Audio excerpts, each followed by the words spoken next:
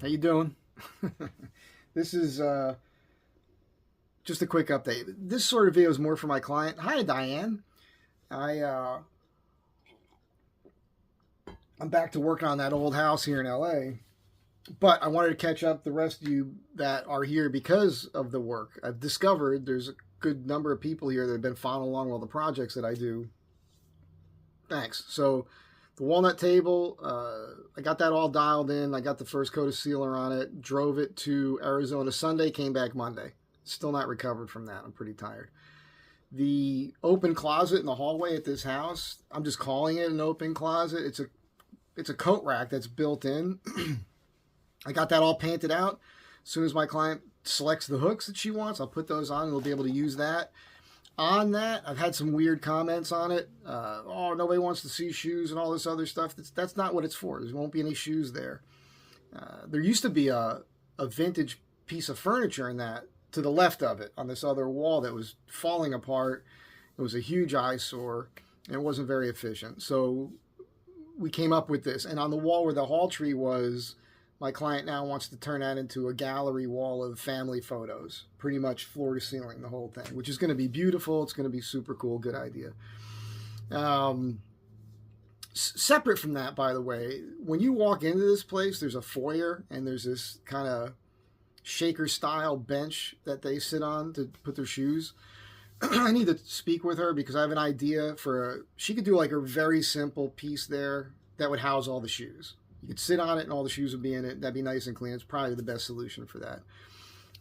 Anyhow, went out to the back area it's like a guest house place where there's an office where they do their work. You guys will remember I put a 4-foot by 4-foot skylight in. I wasn't supposed to do the ceiling on that. We were going to have a crew come in and do it, but trying to schedule them with the work schedule in that space was not going to work. Just because you can get in there and do something for half a day, but then they need it to work, and there's no crew that's going to come in and play by those rules. So in the last couple of days I was in there and I had to fix some electrical, which was kind of separate from my end, but I did that first, and then I put the insulation in, and then I got the drywall up, and I got the first coat of mud on this morning. So that's coming along pretty well, and you're about to see that. So I'll show you a quick clip of delivering a table to Andrew. I think it's like 42 seconds. He's super happy. By the way, on the table, he saved a lot of money by not having me do the finish. I will do that for particular clients because it saves you money. I'm not really a finish guy, and my time is X. And if you pay me to design something, you pay me to build something, and then you're going to have to pay me to put the finish on too, you might think, oh, that's all part of the same thing. Typically, it is when it comes to a piece of furniture. But if I've got a client who sounds competent and they're pretty cool and they want to save the money and do it themselves or feel like they have a hand in it, more than willing to do it. With built-ins for some people. I've done built-ins for people mostly out of poplar, and a lot of times they'll end up painting that themselves or hiring a painter, because hiring a painter is going to be less than what I would charge to do it. I have no problems doing that for certain people. I hate painting. It's like my least favorite thing in the world. So you'll see a few little clips here, a couple snapshots, and that's it. What do you think, Andrew? It's beautiful. It is as advertised. I love the shape of the grains. I like what color is this again? That's Purple Heart. Purple Heart. I like it. I like the Purple Heart. Little pads. Little pads foot down pad. here. Yeah. I love it. It's sleek. It's stylish. It's solid. And so Andrew's going to do the final finish on it. So he'll be applying all the finish and the paste wax when it's all said and done. And so you're going to have to send me some good pictures of this. I will do that. After you finish it up. All right. That's it for now.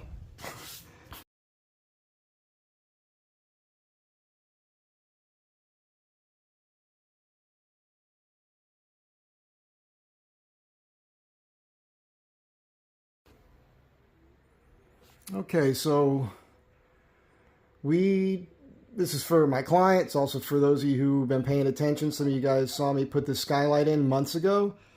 We tried to get a crew to come in here to do this drywall, but trying to schedule it, it was very hard, knowing that you likely wouldn't be able to work 4, 5, 6 days in a row on this because they work in this room.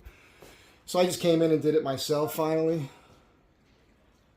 I'm going to caulk where the ceiling meets the wall because I don't want to mess with the walls. My job is just the ceiling. I did have to buy some stuff to do the electrical. That was a separate issue. When I put the skylight in, I had to cut the wire to the lights on the other side. So I patched all that in. That took a couple hours or so. And then I got these parts in. I had to finish putting in a couple drywall pieces this morning, and I just got this first coat of finish. As we know, the ceiling's not anywhere near flat. It dips here, but also the rafters are not lined up. It's kind of this was a garage. It wasn't designed to be sheetrocked. So there's going to be a lot of work here, at least another 3 coats to make it appear to be smooth.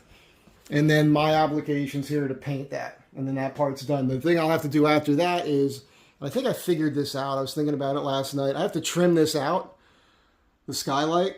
So I think I know what I'm going to do now with that. And that's a separate issue that I will take on once this is painted out. So it looks pretty good. And then there's another issue here. So this is for my client, Diane, but also those of you who are curious. There's this trellis up here that they have these vines growing on, but this one totally fell apart. So I'm going to try to rig that. Probably take a few hours to make that kind of rig, but this whole thing is going to come down at some point here. It's not very strong. I had to shore it up on the other side last year.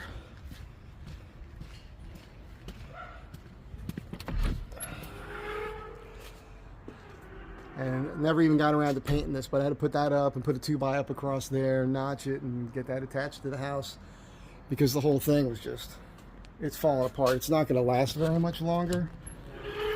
We're going to just shore it up for now. And but really, I don't know. You might be able to do it without cutting everything away, but a lot of that's going to have to get cut away.